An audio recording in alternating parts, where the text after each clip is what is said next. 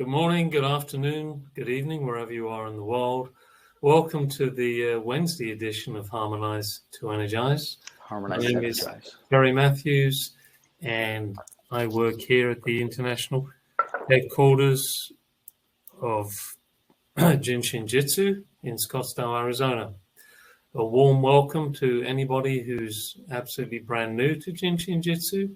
Jin Shin Jyutsu is an art of harmonizing life energy in the body, sometimes known as chi or ki. And this energy moves through the body in energy pathways left and right of our spine.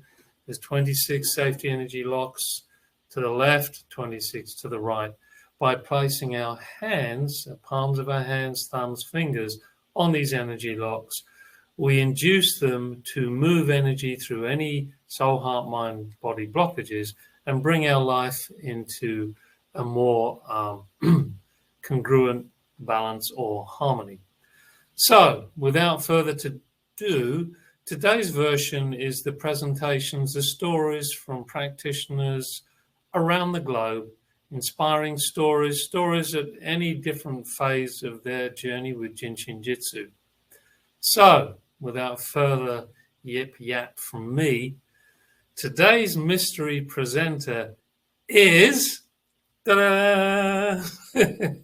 is John. Today's mystery presenter. Ah, there he is.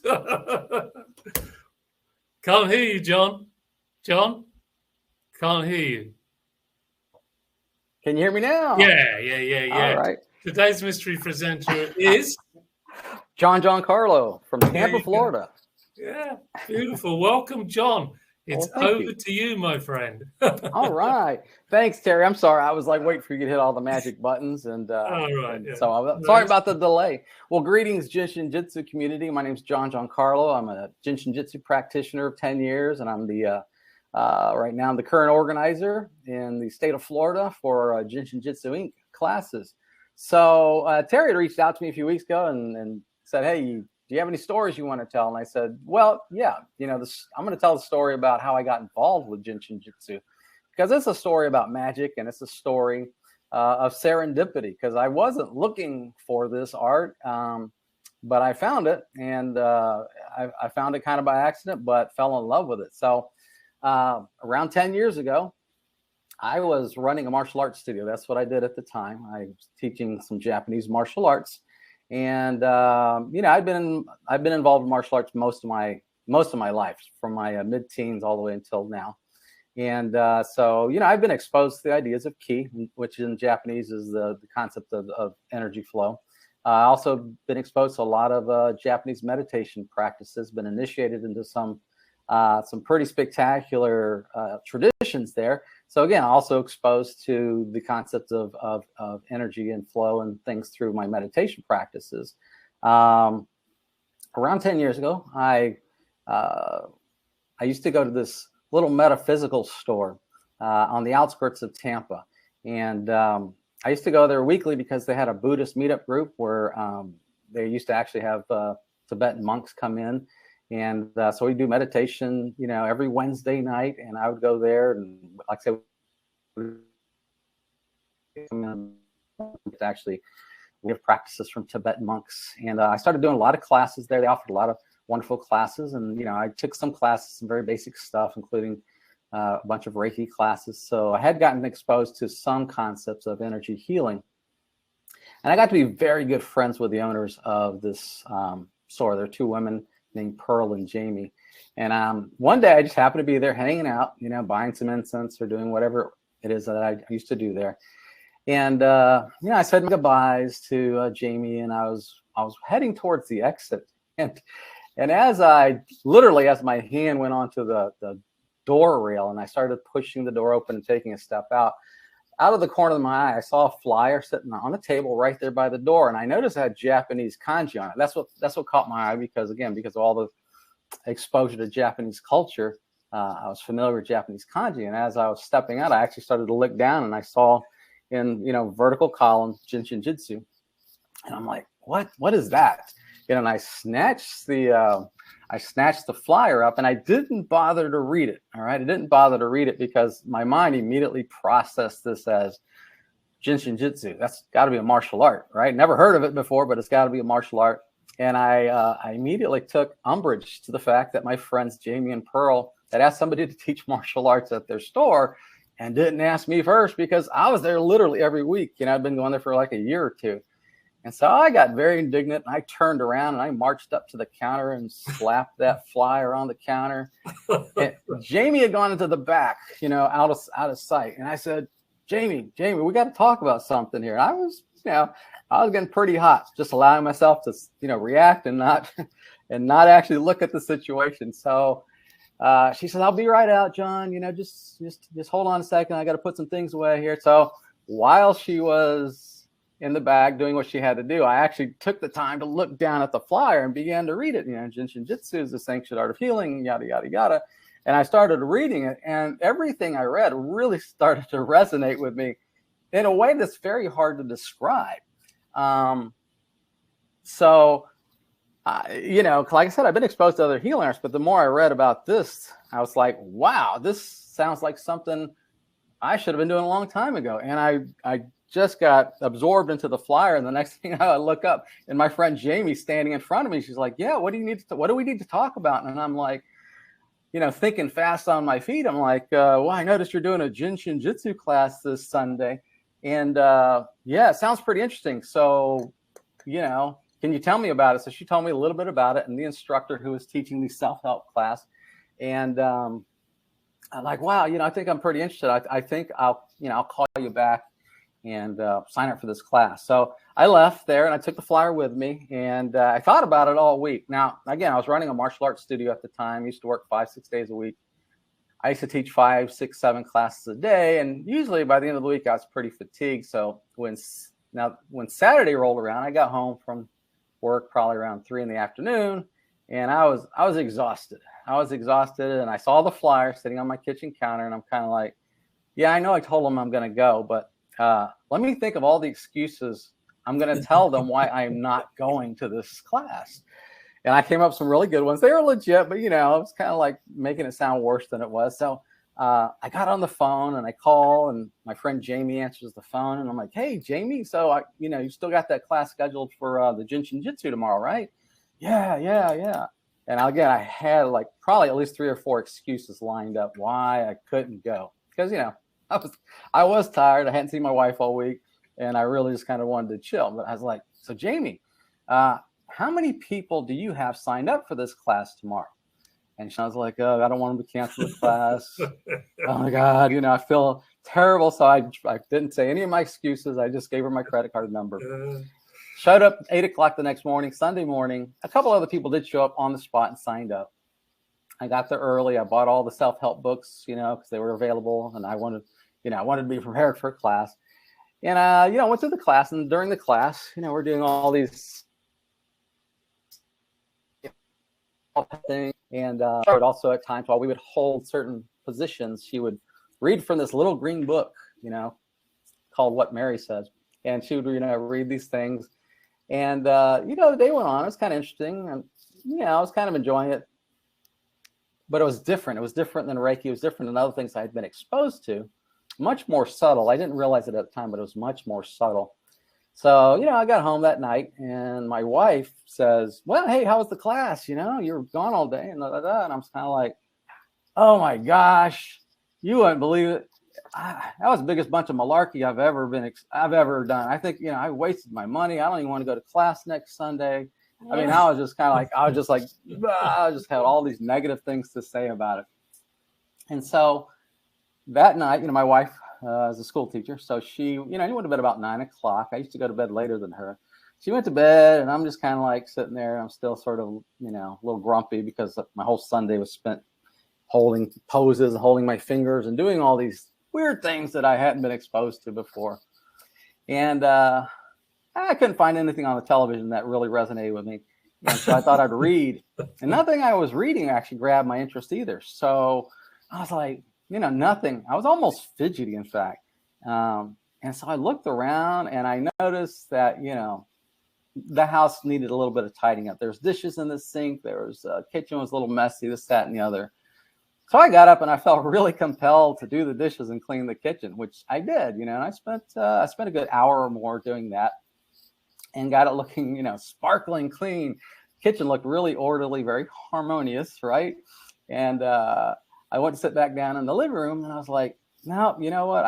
I went to the closet in the guest room, because the closet in the guest room where I used to hang some of my clothes. And I went in and I'm like, my goodness, this closet is so disorganized that I literally pulled everything out of that closet and reorganized it. Okay, and then I started reorganizing the dresser drawers, because that's where my clothes were, and cleaned the bathroom. I did a bunch of things that night. In fact, around 4:30 in the morning, I was still cleaning house because I was just full of energy, motivated, wanted to make everything like super harmonious, super neat, super tidy.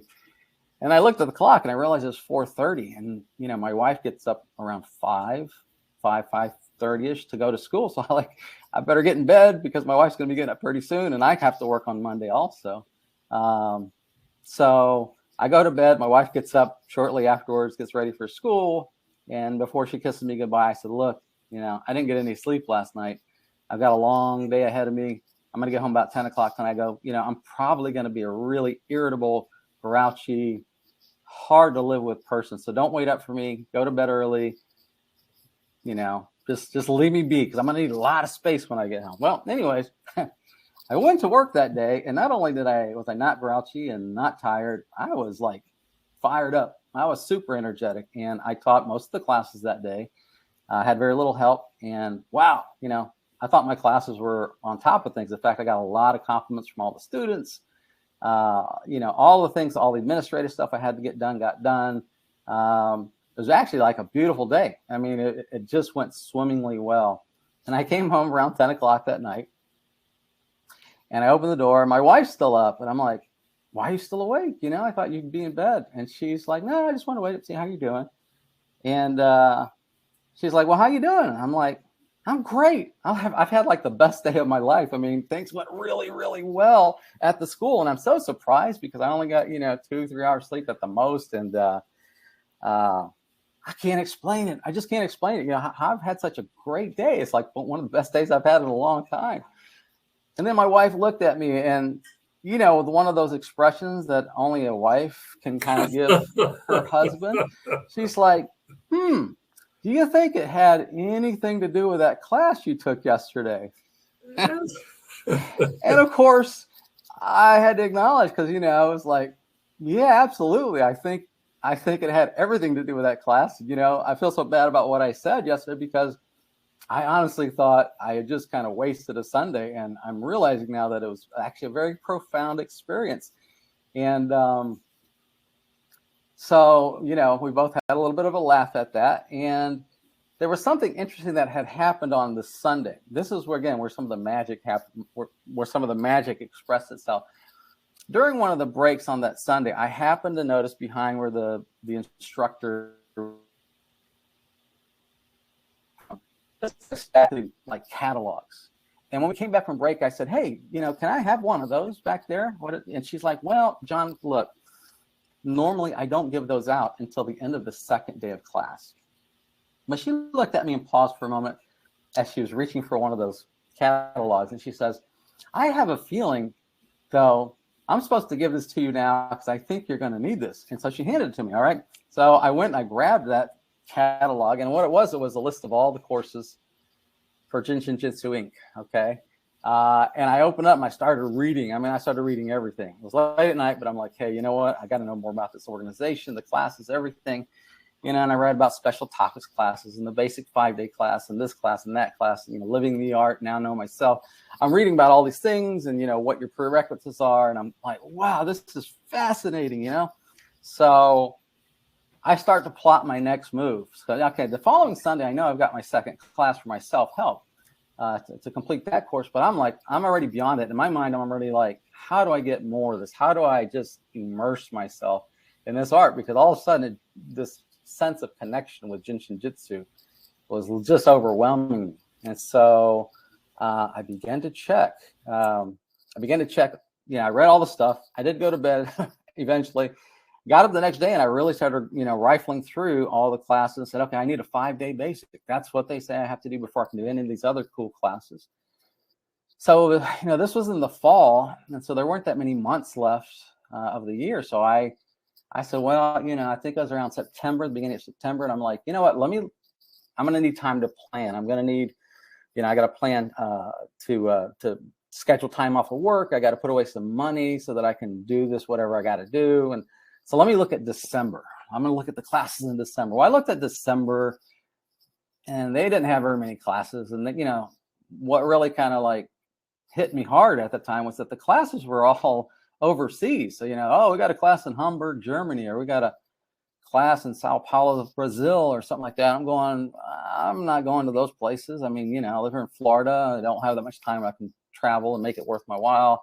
Move back to November. Not too many classes available in November either. And then, there's a class in Singapore and a class somewhere else far away. And they even had maybe one in the country, but it was like on the West Coast. And I'm like, wow, don't they teach any of this stuff nearby? And finally, I got all the way back to where I was in September. All right. Now, remember, it is September. It just turned September. And I see that there's a class actually in Virginia, Newport News, Virginia. It was organized by a woman named Michelle Osborne. And I'm looking at that and I'm going, that's only 2 weeks away. I mean, wow, can I get time off of work? Do I have the money? How's this going to work out? First, my doubts crept in. It's like, yeah, no, that's too soon. Don't even bother. Don't plan. And then there's a part of me that says, you know what? Figure out a way to make this work. Let's see what can happen. So I know my wife's sister lives in Virginia, and I wasn't exactly sure where she lived, and I wasn't sure where that was with respect to where the class was being held. So I called her up and I said, Lisa, I'm going to give you an address, and can you just tell me, how far away is this from where you live? And I'm telling her, look, if it's an hour or two, I'm willing to drive. I'm willing to drive one way each way, hour or two back and forth. If that's what it takes, because it's only for 5 days. I can, suffer through that. I'll be tired, but yeah, I want to learn this stuff. About 20 minutes later, she calls me up and she says, John, I checked that place out, that address you gave me. And she says, it's like 3 miles from my house. So would you like to come up and stay? We have a spare bedroom here, and we have an extra car in the driveway. Nobody drives the BMW, so you'll have to drive the BMW while you're here. And I don't even drive a BMW when I'm at home, right? So I'm kind of like, wow, okay, I got a place to stay, and I got a BMW to drive. Okay, this is like crazy. I mean, this is like absolutely crazy. So I call up Michelle Osborne and say, hey, do you still have room in that class? And she says yes. So I gave her my credit card number, paid for that, got onto the internet, logged a flight, which wasn't as bad as I thought it would be.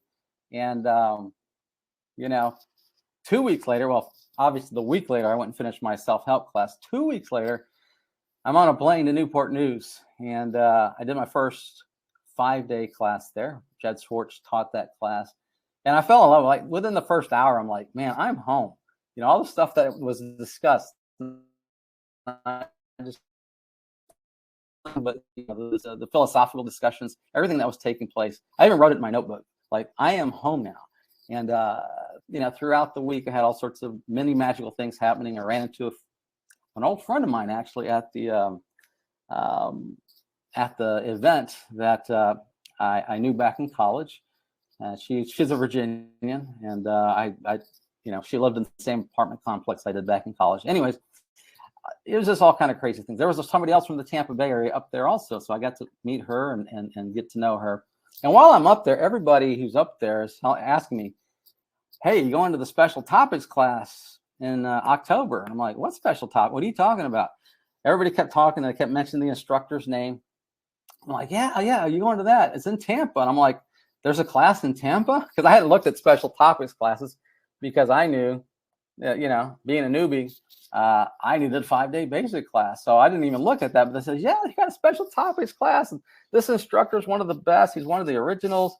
And sure enough, I looked in the catalog. And it was like several weeks after my 5-day, there was a special topics class. So while I'm in Virginia, I'm calling the person in Tampa, and I'm getting myself scheduled for the special topics class. So I went from not knowing what Jin Shin Jyutsu was, actually, to thinking that it was a martial art, being upset about it, to taking my self-help class, doing my 5-day basic class, and then doing a special topics class, probably all within the span of about 4, 5, 6 weeks tops.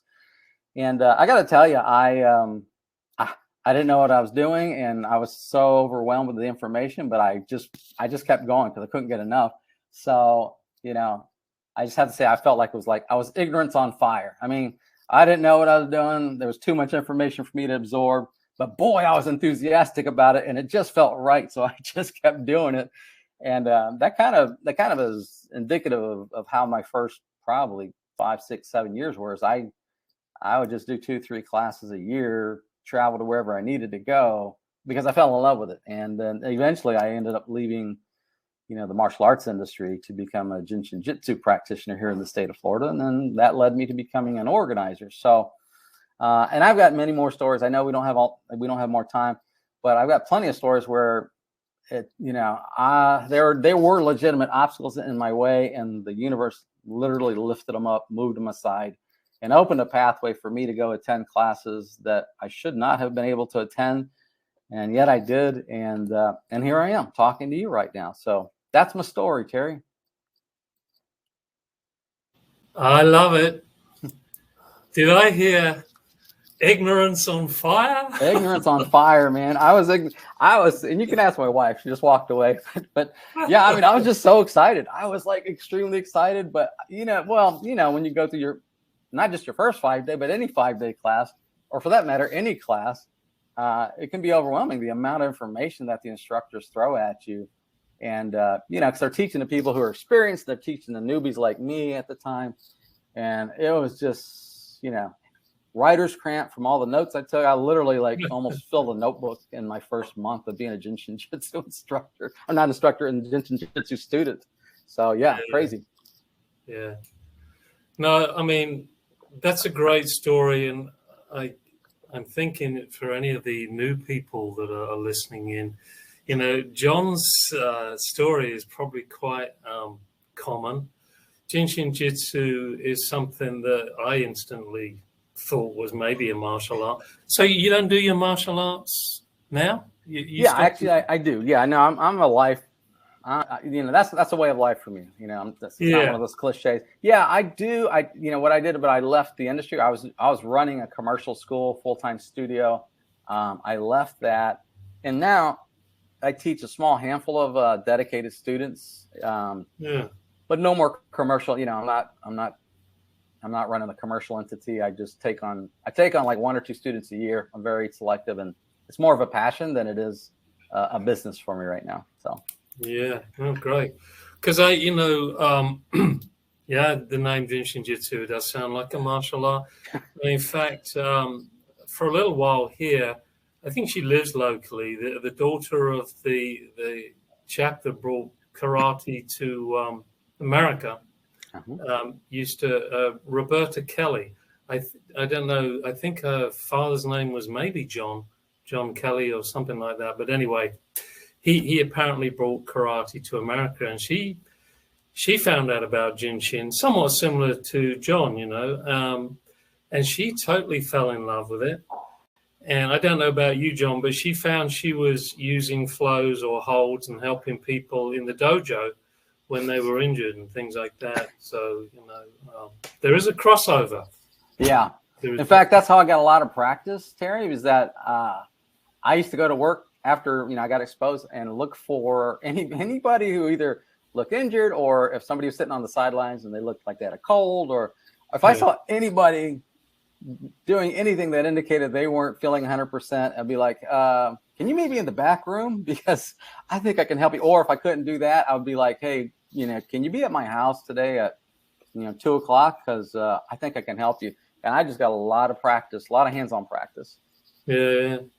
I mean, this comment might sound a little bit bizarre, but, Jiro Murai, I don't know if you've heard this, he actually explored Jin Shin to the point where after doing a certain hold, he knew he wasn't going to live much longer. And I've often been curious whether in the martial arts there were certain moves that involved affecting the kidneys where you knew you could, should we say, disable an individual that was attacking you.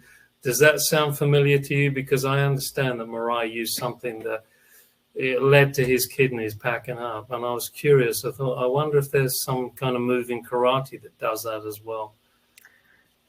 Yeah. So there's a lot of discussion around that. And, you know, most of the old traditions that come from Asia,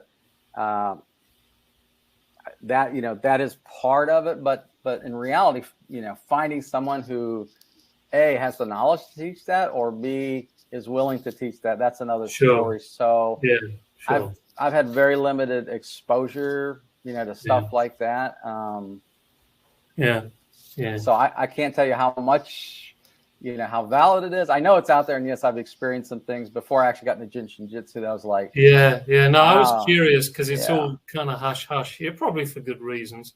Just tell me, is there any one flow or any finger hold that you use more than anything else? Well, I'll tell you, when I'm working on people, not working on myself necessarily, but when I'm working on people, and it just happens to be appropriate for the people who are being directed towards me lately. But fatigue flow has come into practice for a number of clients that I've currently worked on, and really, well, you know, because the fatigue flow, at least in my handwritten notes, it says for folks who have sort of given up hope or lost sight of God. And I've had a few folks who've just come in who were like, you know, not to trivialize it, but we're just a hot mess. And literally, I had a whole page of all the things that you know, all the projects that they had. And, you know, when I listened to the pulses, I was just kind of like, you know what, I'm fatigue flow. And then the response that I get out of them, you know, is like, oh my God, that's incredible. You know, and you see a different person leave the office than came in. And, you know, and I've gotten some pretty lofty testimonials out of some of those folks because, you know, who knows how many other people they went and saw before they decided to try this guy out that does this weird martial arts sounding stuff. And then they come to me and all of a sudden they're like, wow, you know, that's fantastic. You know, I wish I'd kind of come to you sooner. But yeah, that just seems to be who's been drawn to me lately. People who really need something intense like a fatigue flow. Yeah. And with its whether its foundation being the three, these days with the COVID and everything else, that would seem to be a very wise choice. Well, folks, I'd like to carry on chatting to John for a little while longer, but time is ticking over. I want to thank him before we go on and just show you what's coming up in the Jinshin world. You can stick around if you want, John. Okay. So, you know, John will eventually, I believe, continue to organize for Jin Shin Jyutsu down there in it's Tampa Bay, right? Yeah. Yes, the city is Tampa. Tampa Bay is a body of water, so people from Tampa get offended when you say Tampa Bay. But everybody else says Tampa Bay because it includes all these.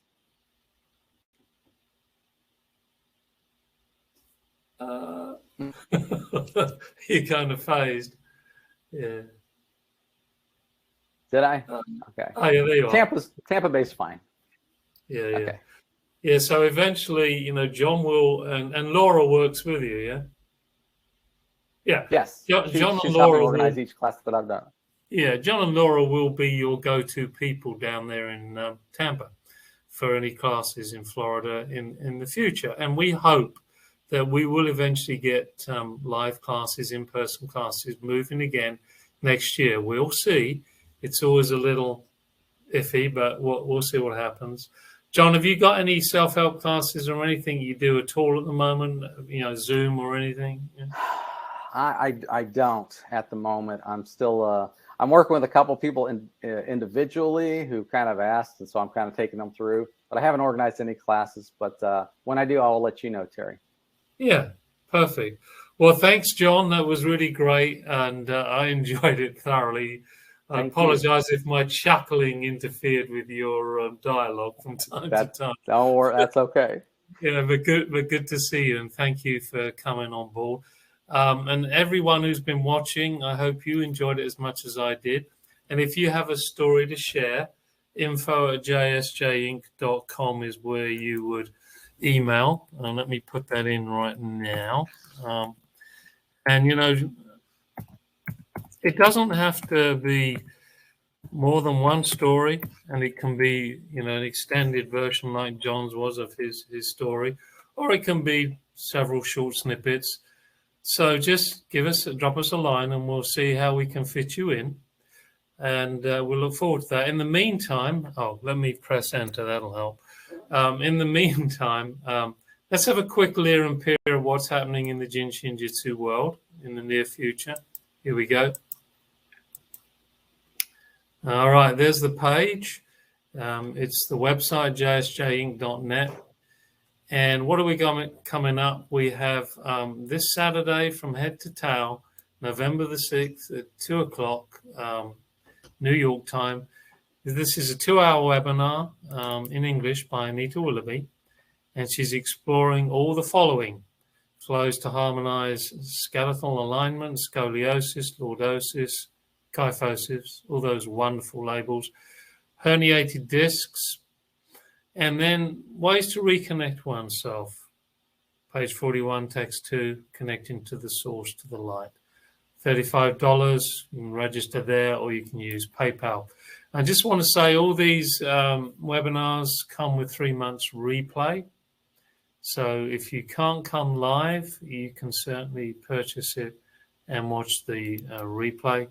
And although once upon a time we suggested just about anybody could benefit from these webinars, it's probably easier if you've done at least one 5-day class, because sometimes information comes up that you probably get confused with. Then coming up November the 3rd, today, in fact, and you can join halfway through, midway through. There's a 5-day basic seminar presented by Jill Pasquinelli, and all the times are up here. The organizers are down there. Sign up here and there. And then later on, 7 days later, on the 10th of November, another 5-day basic with a new instructor, Maria Miniello from Australia. All the times and dates are here. And she's splitting the class between this year and next. So if you're one of these people that prefers to take a little break in between this kind of learning, which I must say, and John, I think more or less implied the same, it's pretty intense. You're packing in a lot of information in each section of the study. And we do give you a break. We do let you go and go off and eat and drink and all that. And because of the energy movement, a lot of the learning comes actually after you're on the table and receiving. It's an osmotic process, or when you're sleeping at night. Intense, but very valuable. Immerse yourself, ignorance on fire. Yeah, go for it. And the teacher will have all kinds of insights that they can share with you, and you'll have all kinds of insights that you'll pick up osmotically. So, a new class. I didn't know about this one. Living the Art. And that's with Mona Harris, a German instructor, beginning December the 2nd. Living the Art is really intense self-help. It's connecting you with the knowledge of text 1 and text 2 through the window of self-help. And it will enable you to call yourself a certified, certifiable self-help teacher. And you can advertise yourself to teach self-help. You can teach self-help without doing Living the Art, but this will broaden your scope. It'll help you have bigger bridges, if you like, to the textbook 1 and 2 material, which is taught on the 5-day basic. Then finally, last but not least, if you've missed any classes, you can click on any of these links. You can get all the replays. So without further ado, thank you again, John, and thank you, everybody, for joining us today. Friday, same time, 2 o'clock New York time, the hands-on version of Harmonize to Energize, where we'll explore some labels, perhaps, definitely self-help. So look forward to seeing some of you there. Au revoir, auf Wiedersehen, cheerio, bye-bye. And enjoy the rest of your day, everyone. And thank you again, John. It looks great there down in Florida. Say hi to Laura. And we'll see you all soon. Take care.